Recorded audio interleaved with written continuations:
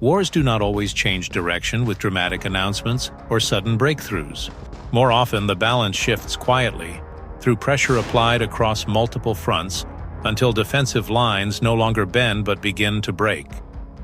According to Russian official and state-linked sources, the war has entered a decisive phase across two key axes, Zaporizhzhia in the south and Kharkiv in the northeast.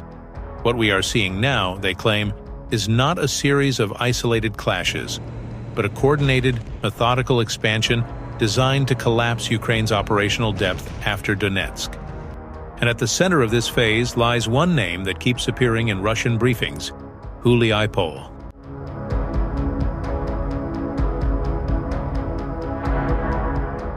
Russian state media, Kremlin-linked outlets, and military briefings claim that more than 50% of Huliaipol in Zaporizhzhia Oblast has been taken under Russian control. The operation is presented not as a symbolic capture, but as a textbook example of modern combined arms warfare. Russian military grouping Vostok East is reported to be advancing westward, capturing settlements one after another and pushing Ukrainian forces out of prepared defensive positions. The assault on Huliaipol reportedly unfolded from three directions simultaneously, denying Ukrainian forces the ability to concentrate reserves or stabilize a single defensive line. From the north, Russian units pushed through outer approaches, forcing Ukrainian defenders to abandon trenches and fortified positions under sustained artillery fire. From the east, constant pressure was applied to prevent Ukrainian units from regrouping, with drone-guided artillery strikes targeting movement routes and firing points. From the south, Russian assault groups advanced steadily, engaging Ukrainian forces and closing in toward the town center. Russian sources claim that fighting is now ongoing inside central Huliaipol, with Russian troops expanding their control zone block by block. The emphasis in Russian reporting is on attrition rather than speed, exhausting defenders before decisive advances. The scale of firepower used is repeatedly highlighted. Hundreds of kamikaze drones were allegedly deployed to suppress infantry positions and destroy equipment. Thousands of artillery and rocket salvos were fired, saturating Ukrainian defensive lines. Dozens, and in some reports over 100, guided aerial bombs were used against hardened positions, logistics hubs, and command nodes. Airstrikes and missile strikes reportedly continued throughout the operation, ensuring that Ukrainian forces faced constant pressure not only at the front, but also in their rear areas.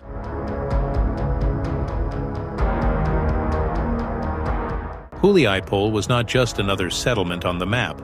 For Ukrainian forces, it functioned as a critical lifeline in southern Ukraine.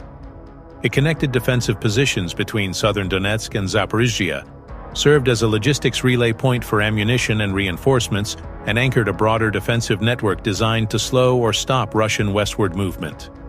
Russian military analysts argue that once Huliaipol is compromised, Ukrainian defenses in southern Zaporizhzhia lose their internal cohesion.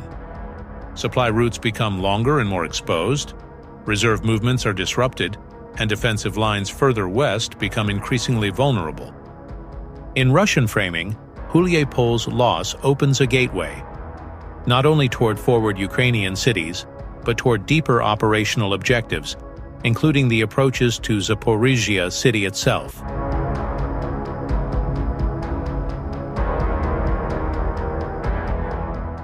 While pressure mounted in the south, developments in Kharkiv Oblast followed a similar pattern. A few days ago, Russia's Ministry of Defense announced the liberation of Kurilivka. According to official statements, the operation was conducted by units of the Russian armed forces operating under the northern Kharkiv grouping. Kurilivka's importance lies in its proximity to Kupiansk, a major logistical and transport hub for Ukrainian forces in northeastern Ukraine. Russian sources claim that near Kupiansk, units of the West troop grouping continue to destroy Ukrainian formations that are either surrounded or trapped on the left bank of the Oskol River. The capture of Kurilivka is presented as another step in tightening the operational noose around Ukrainian forces in the region. Russian briefings consistently describe a structured, phased approach.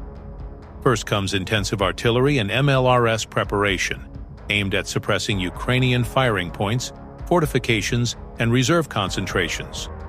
This is followed by extensive drone operations, with reconnaissance UAVs identifying targets and correcting fire, while FPV strike drones hit vehicles, trenches, and strongpoints. Aviation then plays a decisive role, with airstrikes against Ukrainian defensive nodes and the use of guided munitions often referred to as high-precision weapons. Only after this layered fire assault do ground assault groups move in. Infantry units advance cautiously, securing buildings, roads, and surrounding terrain, followed by consolidation to repel counterattacks and prepare for further advances. Russian sources emphasize that consolidation is critical. Territory is not merely entered, but systematically secured. Kharkivka lies within the wider Kupiansk axis, an area that has long served as a logistical backbone for Ukrainian forces operating in eastern Kharkiv Oblast. From this zone, Ukrainian units were able to move personnel, ammunition, and equipment along the Oskol River line while maintaining pressure on Russian positions. Russian sources claim that by taking Kharkivka, their forces have disrupted these supply and movement corridors, placing additional strain on Ukrainian units already under pressure near Kupiansk.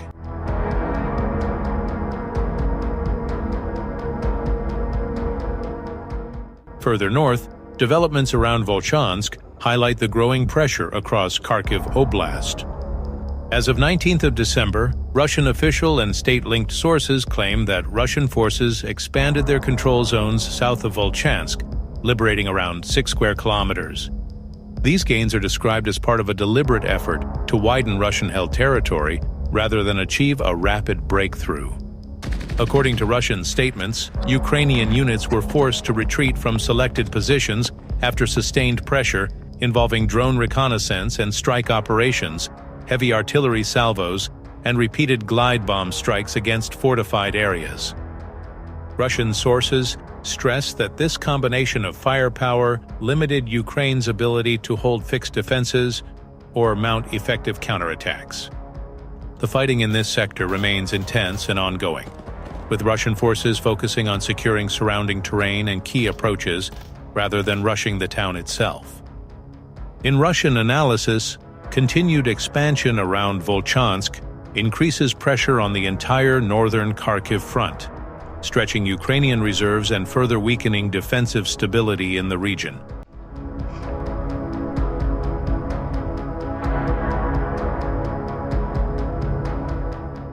Russian analysts increasingly frame these operations as part of a broader strategic sequence. With Donetsk Oblast described as nearing complete control, attention shifts naturally to Zaporizhzhia and Kharkiv. These regions are not treated as isolated fronts, but as interconnected components of a single operational design. In this narrative, once Donetsk falls entirely, Ukrainian forces lose a major industrial, logistical, and defensive backbone. Zaporizhzhia, already weakened by the loss of Huliaipol, becomes increasingly exposed. Kharkiv Oblast, under pressure around Kupiansk and Volchansk, faces gradual fragmentation of its defensive lines. Russian commentators argue that Ukraine's ability to hold these regions diminishes as reserves are stretched thin and supply lines come under constant attack. Until now, that's all for today, and thanks for watching.